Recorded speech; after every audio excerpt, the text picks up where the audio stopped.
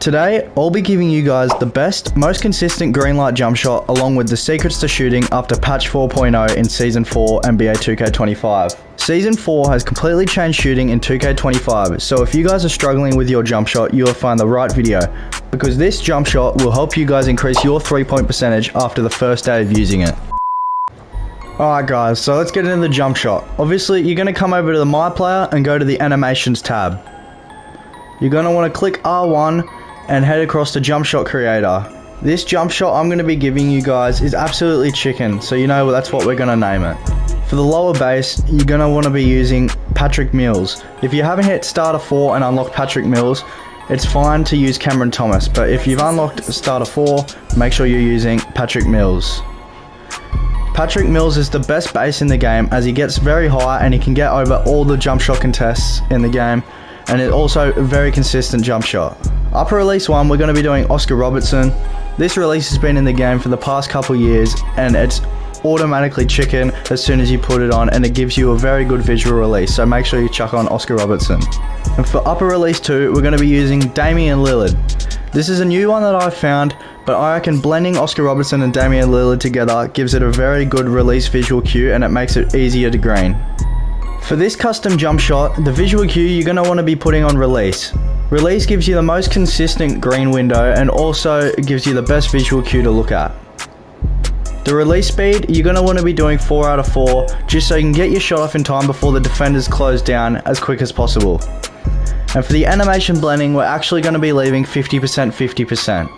Make sure you guys chuck this jump shot on and let's get into the tips. First tip I'm going to be giving you guys is to stop creating new jump shots.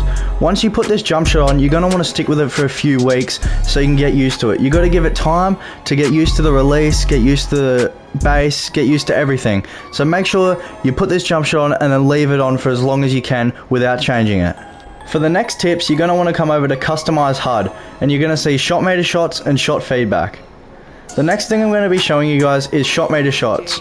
You're going to want to have the visibility for shots on off.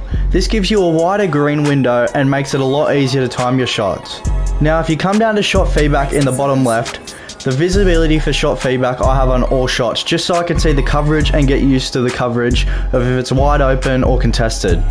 A lot of people have it on simple, and this is good if you're playing with teammates. You can tell them straight away if you've greened it or if you've missed it. So if you've greened it, you can run straight back onto defense. If you want to copy the rest of my settings, they're just here, but chuck these on and let me know what you think. As you guys can see, 2K have added a lot more controller settings this year, which has kind of complicated things, and I don't really like it. But I recommend coming here to shot timing profile. As you can see in here, there's difficulty based, real play percentage, low risk reward, normal risk reward, and also high risk reward. I have mine on high risk reward because it gives you the biggest green window and the most consistent jump shot. You won't be making any whites with high risk, but you're going to be greening more shots consistently. Low and normal risk have a lower green window but allow you to make more whites, but I don't really recommend this and it's also not as fun. Real play percentage steer clear of, and difficulty based stay away from as well. Just another quick tip, because I'm sure you guys know this one already, but come down to the get boost section and make sure in the jump shots you have jump shot boost. This gives you a more consistent and wider green window, and make sure you guys are chucking it on and never play a game without it. So guys, the first thing you're going to want to do when you put on a new jump shot is come over to the mic core and get used to it. You're going to want to be in here for about 5 to 10 minutes just to get used to the jump shot so you don't sell your teammates. Also, as you guys know, there are 4 visual cues in the game. Jump, which is where you release it as your player's jumping off the ground. Set point is when you're rising up. Push is when you're pushing the ball away from your hands. And release is as the ball's releasing from your hands. I recommend a release, and that is the one I'm using. For this jump shot, you're going to want to be doing it as he flicks the ball, as you can see on his wrist here. So you're just going to want to come into here and get used to that feeling. So guys, that'll wrap up this video. I hope this jump shot helps you guys increase your 3-point percentage in Season 4, 2K25. If it did, let me know in the comments. Make sure you like and subscribe, and I'll see you in the next one.